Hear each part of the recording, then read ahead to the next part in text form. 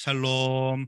하나님의 은혜와 평강이 여러분과 함께 하시기를 축복합니다. 지금 여러분 이제 말씀을 읽으실 때 선생님들께서 이 다이어리를 하나씩 나눠드렸어요. 거기에 보면은 말씀 노트라고 해가지고 여러분이 설교를 들으시면서 생각나는 내용들을 기록하고 적으실 수 있도록 조금 준비를 해봤습니다.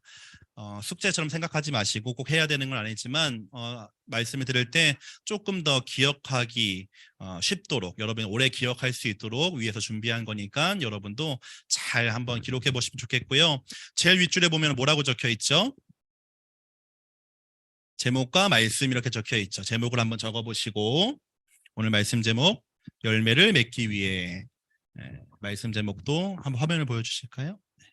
제목 열매를 맺기 위해 한번 제목도 적어보시고 오늘 말씀은 요한복음 15장 1절부터 5절이었습니다. 그러면 가로치고 요 15 땡땡 1에서 5 이렇게 한번 적어보시고 또 그 밑에는 여러분 이제 말씀을 들으면서 메모하고 노트하는 칸이에요. 자유롭게 하셔도 돼요. 그렇게 적어보시고 중요한 내용 기억하고 싶은 내용이 있다면 적어보시고 왼쪽 아래는 어떤 내용이 있죠?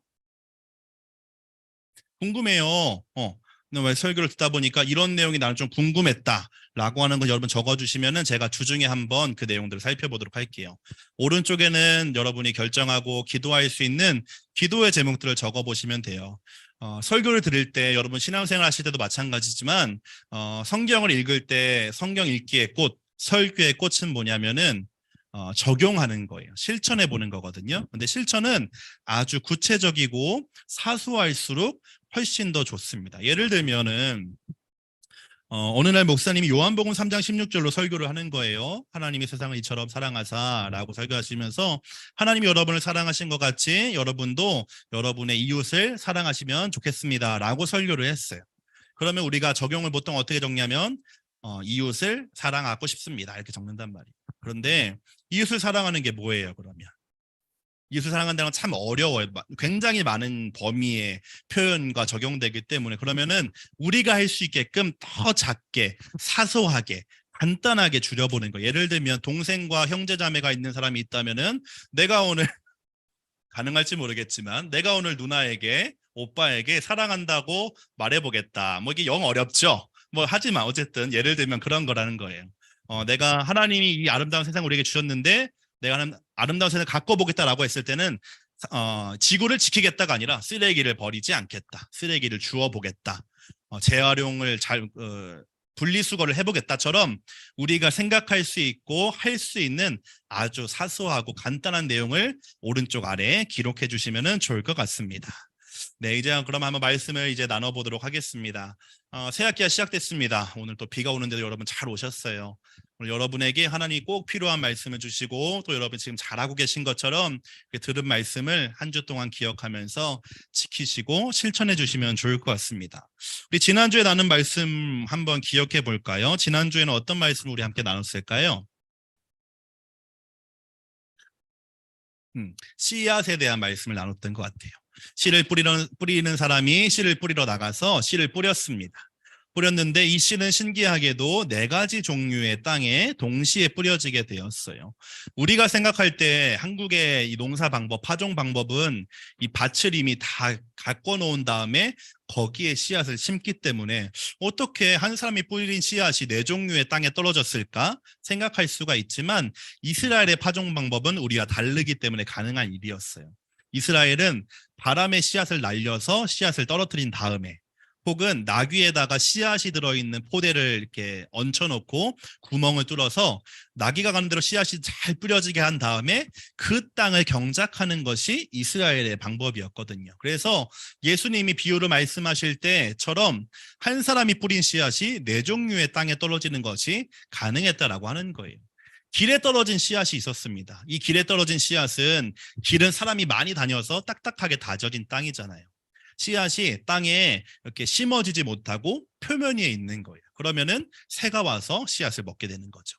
돌이 많은 땅에 떨어진 씨앗도 있었어요. 이 돌이 많은 땅에 떨어진 씨앗은 금방 이렇게 잎사귀가 나기는 했지만 돌 때문에 뿌리를 내지 못해서 마르고 말았다. 그리고 가시밭에 떨어진 씨앗은 자라긴 하지만 가시가 자라는 것을 막아서 성장하지 못했다. 그런데 좋은 땅에 떨어진 씨앗은 30배, 60배, 100배의 결실을 맺었다고 하는 것이 지난주 나눈 말씀의 내용이었습니다. 여기서 제가 여러분에게 기억하기를 또 요청했던 것은 무엇이냐면 이 네 가지 땅에 공통점이 있다는 거였어요. 어떤 공통점이 있었죠? 말씀을 들었어요. 길가에 떨어진 씨앗, 이 땅이라고 하는 것은 우리 사람의 마음을 이렇게 비유적으로 얘기한 건데 길가에 떨어진 씨앗도 그리고 돌이 많은 밭도 가시가 많은 밭도 좋은 땅도 동일한 공통점은 무엇이었냐면 말씀을 들었다라고 하는 거예요. 그런데 말씀을 듣는 사람의 마음의 상태, 말씀을 대하는 태도에 따라서 어떤 사람 마음이 딱딱하니까 말씀을 안 듣고 싶어 하니까 말씀이 뿌리 내리지 못합니다. 이렇게 뿌리 내리지 못한 말씀은 마귀가 와서 뺏어가게 돼요. 다른 생각을 하게 하든지 잊어버리게 하든지. 왜냐하면 마귀가 가장 싫어하는 것은 우리가 예수님을 믿어서 말씀을 들어서 구원받는 거거든요. 그런데 구원받지 못하게 하려고 우리의 마음을 딱딱하게 하기도 하고 기억나지 못하도록 뺏어간다는 거예요. 돌에 뿌려진 씨앗도 있었습니다. 돌에 뿌려진 씨앗은 뿌리가 생기지 않는 씨앗이에요. 말씀을 들을 때는 저 말씀이 무슨 말인지 알 것 같아. 기쁘게 받지만 뿌리를 내리지 못해서 성장하지 못하는 것. 이것이 돌밭에 뿌려진 씨앗이었습니다. 또 가시밭에 뿌려진 씨앗은요. 뿌리를 내리고 자라나긴 했는데 가시가 막아요. 이 가시는 걱정이고 근심이고 염려고 욕심이에요. 하나님의 말씀을 들어 조금 전에 준혁이가 기도를 잘 해줬는데 말씀을 듣고 그 다음에 실천하는 것이 참 중요한데 실천하려고 할 때 걱정이 되게 하는 거예요. 실천을 하려고 할 때 염려가 되고 내 욕심 때문에 실천을 하지 않게 되는 상태, 이게 가시밭의 모습입니다. 좋은 땅은요, 말씀을 듣고 지키고 깨닫고 인내하는 것이 좋은 땅이에요. 그래서 어떤 사람은 길가 같은 사람이 있어요. 어떤 사람은 바위, 돌밭 같은 사람이 있어요. 어떤 사람은 가시가 참 많은 밭처럼 말씀을 대하는 마음이 그런 분들도 계십니다. 그런데 중요한 것은 무엇이냐면 오늘도 이게 함께 계속 말씀을 나누게 될 테지만 그러면 나는 돌밭 같은 마음인데 그럼 나는 계속 말씀을 못 듣겠네? 나는 길가 같은 딱딱한 마음인데 말씀 빼앗기겠네? 이렇게 생각할 것이 아니라 처음에 말씀드린 것처럼 이스라엘의 농부는 씨를 뿌린 다음에 그 씨가 떨어진 곳을 경작한다라고 하는 거예요. 하나님 우리에게 말씀하실 뿐만 아니라 말씀하신 다음에 너는 길가라서 말씀을 안 들었구나 라고 하시는 게 아니라 우리가 말씀을 더 잘 들을 수 있도록 도와주시고 우리의 마음이 좋은 밭이 되도록 도와주셔서 결국에는 우리가 말씀을 통하여 실천할 때 30배와 60배와 100배의 결실을 얻도록 도와주신다라고 하는 거예요. 참 희망적이고 긍정적이죠. 자, 오늘은 그 말씀에 이어서 계속해서 말씀을 배워보도록 할게요.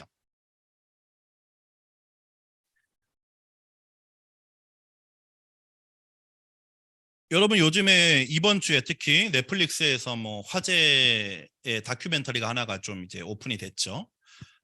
우리가 왜 제가 여러분에게 말씀의 중요성을 자꾸 말씀드리고 또 믿음을 잘 지켜야 되는지 얘기해 드리냐면은 특별히 고등학생들 잘 들으세요. 여러분 대학에 가시게 되면요. 정체불명의 동아리들이 참 많이 있어요. 그리고 그 동아리들은 아주 좋은 말로 여러분의 마음을 유혹하면서 동아리 활동을 하게 만들어요. 그랬을 때 이 정체불명의 동아리가 중요해요. 인터넷에 보면은 이 정체불명의 동아리의 목록과 명단이 있기도 하지만 중요한 것은 여러분이 누군가 여러분에게 친절하게 대하면서 접근하고 여러분을 이렇게 초대하려고 할 때 그 사람이 좋은 사람인지 아닌지 그 사람이 나에게 옳은 말을 하고 있는지 아닌지 여기가 옳은 곳인지 그른 곳인지를 구분하고 판단할 수 있는 지혜가 필요해요. 특별히 신앙생활 열심히 하는 친구들은 대학교 가면은 꼭 기독교 동아리 많이 들어가거든요. 기독교 동아리를 아주 교묘하게 바꾸는 예를 들면은 건강한 동아리의 이름은 IVF예요. 근데 이 IVF를 사칭하는 동아리는 YVF예요. IYF도 있고. 그러니까 잘 모르면은 이게 기독교 이름도 다 그렇게 돼. 기독교 청년 이렇게 다 섞여 있어요. 그래서 알고 있지 않고 여러분 구분할 수 있는 능력이 지금 없으면은 나중에 가서 그런가 봐. 집에 가서 이렇게 얘기하는 엄마 나 기독교 동아리 들어갔어. 부모님 좋아하시죠. 근데 거기가 옳은 곳인지 아닌 곳인지 우리를 충분히 구분하고 할 수 있어야 되고 알아야 된다고 하는 거예요. 좋은 씨를 심어야지 좋은 열매가 맺혀요. 당연한 거죠. 콩을 심으면 뭐가 맺히죠? 콩이 맺혀요. 팥을 심으면 팥이 맺혀요. 이게 섞이지 않아요. 이건 자연의 이치고 세상의 이치예요. 신앙생활도 똑같이 마찬가지로 여러분이 지금 심으실 때인데 심을 때 좋고 옳고 건강한 것을 심으셔야만 좋은 열매를 거두실 수 있다고 하는 거예요. 그런데 지난주 나눴던 말씀처럼 우리가 좋은 것을 심지 못하게 방해하는 마귀들도 있고 우리의 또 마음과 연약함이 이것을 어렵게 하기도 해요. 그래서 중요한 건 뭐냐면 내가 지금 잘 믿고 있는지 잘 배우고 있는지를 계속해서 확인해 가야 된다고 하는 겁니다. 지난주에는 어떤 땅에 씨앗을 심을 것인가, 나는 어떤 땅인가를 생각해 봤다면 오늘은 그 땅에서 그 나무에서 어떻게 하면 많은 열매를 맺을 수 있을까 이걸 한번 생각해 보려고 해요. 왜냐하면 지난주 말씀의 마지막이 30배, 60배, 100배의 열매가 맺혔다로 끝났잖아요. 그러면 중요한 것은 어떻게 하면 이렇게 많은 열매를 맺을 수 있을까가 되는 거죠. 어떤 사람이 사무실에 아주 예쁜 선인장을 키우고 있었습니다. 손님이 올 때마다 이렇게 얘기했어요. 아우, 선인장이 참 예쁘네요. 그 손님이 얼마 시간이 지나서 다시 또 사무실에 방문했어요. 또 이렇게 얘기하는 거예요. 선인장이 참 예쁘고 잘 크고 있네요. 이렇게 얘기하는 거예요. 또 얼마 시간이 지나가지고 그 손님이 또 오셔가지고 지난번보다 선인장이 더 많이 큰 것 같아요. 라고 얘기했어요. 그때 이 주인은 뭐라고 대답했을까요? 그거 조화인데요? 그거 가짜인데요? 라고 하는 거예요. 요즘 우리가 조화가 실제 꽃과 구분할 수 없을 정도로 많이 예뻐지고 발전했어요. 그런데 여러분, 조화와 생화의 차이가 뭐예요? 조화와 생화의 차이가 뭘까요?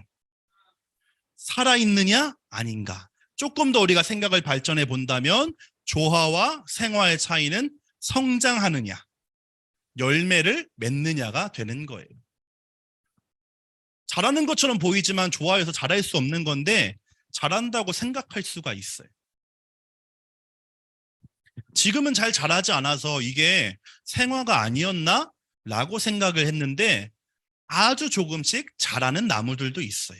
중요한 것은 살아있는지 살아있지 않은지, 성장하는지 성장하지 않는지, 열매를 맺는지 열매를 맺지 못하는지에 달려있다라고 하는 거예요. 보기 좋다고 다 살아있는 것이 아니고 아직 내 눈에는 잘 보이지 않아도 죽은 것이 아니라고 하는 거예요.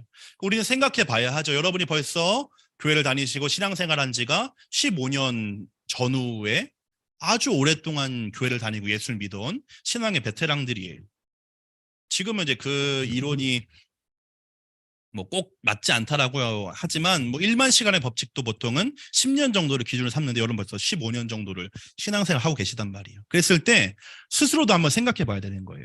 나라고 하는 나무, 나라고 하는 가지, 나라고 하는 꽃은 자라고 있나? 성장하고 있나? 작년과 나는 조금 다른가? 중학생 때와 고등학생 때가 다른가? 한번 생각해 볼 필요가 있다라고 하는 겁니다. 성경 우리에게 살아있는 나무, 또 열매 맺는 나무의 유일한 조건을 이렇게 한 가지로 유일하게 얘기합니다. 바로 붙어 있는 거예요. 붙어 있는 거. 오늘 예수님은 제자들에게 나는 참 포도나무요, 너희는 가지라고 말씀해 주셔요. 가지가 해야 될 일은 무엇일까요?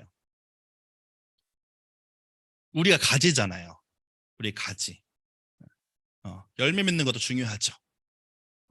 우리의 오늘 결론은 열매를 맺는 건데 이 가지가 해야 될 일이 있어요. 가지가 할 수 있는 일이 있죠. 정확히는.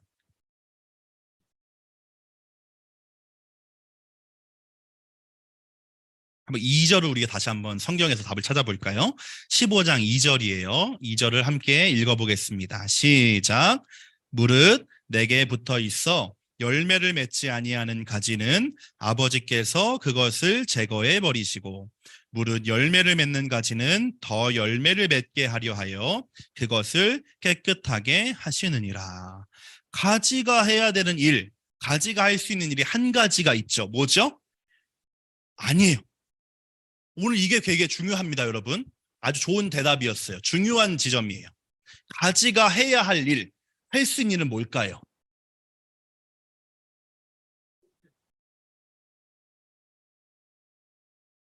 아니야. 내 얼굴 보지 말고 성경책을 보세요. 여기 화면을 보도 좋고. 가지가 할 수 있는 일이 딱 한 가지가 있어요.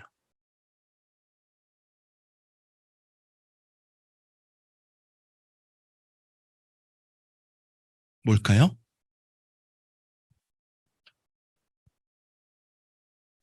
뭘까요?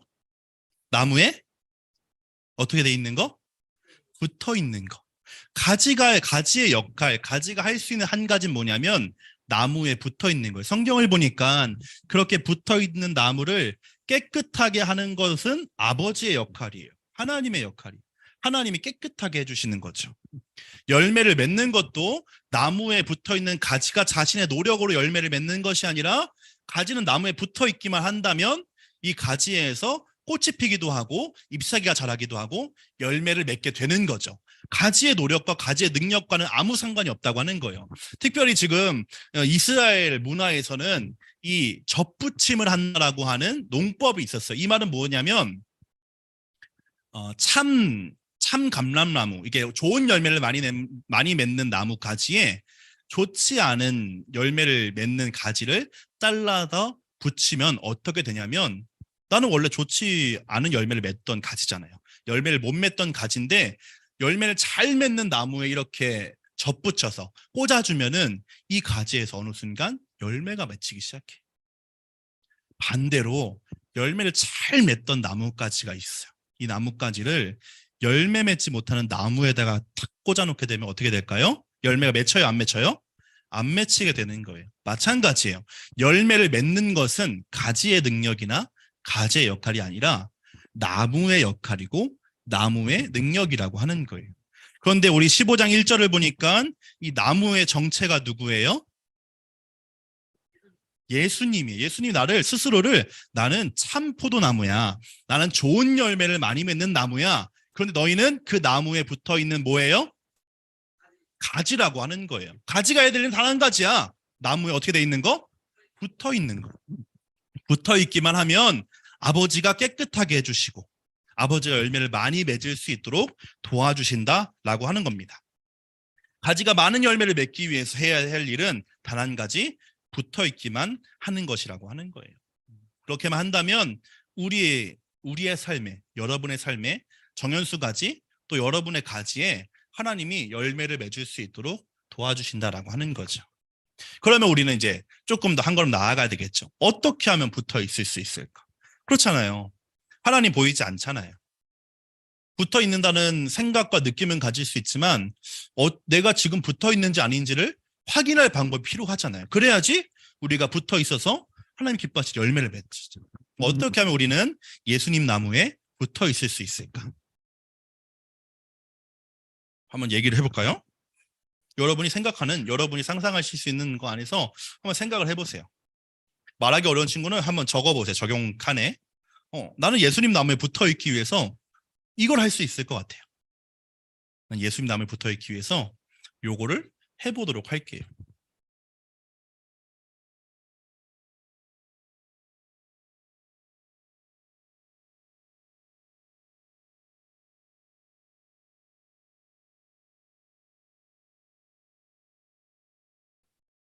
이렇게 여러분 이 추워진 날씨에 비를 뚫고 예배하기 위해서 교회에 온 것도 우리가 할 수 있는 나무에 붙어 있기 위한 노력이에요. 왜냐면 예배는 그냥 찬양으로 시작해서 축도로 끝나는 이 세레모니가 아니라 하나님을 만나는 시간이거든요. 하나님이 예배에 계시고 예배에서 우리를 만나 주시고, 그러니까 예배를 잘 참석하고 드리는 것도 나무에 붙어 있기 위한 우리의 노력이 될 것 같아요. 조금 더 한 걸음 더 나아가 보면은 성경 우리에게 분명히 말하기를 말씀이 곧 하나님이라고 하셨거든요.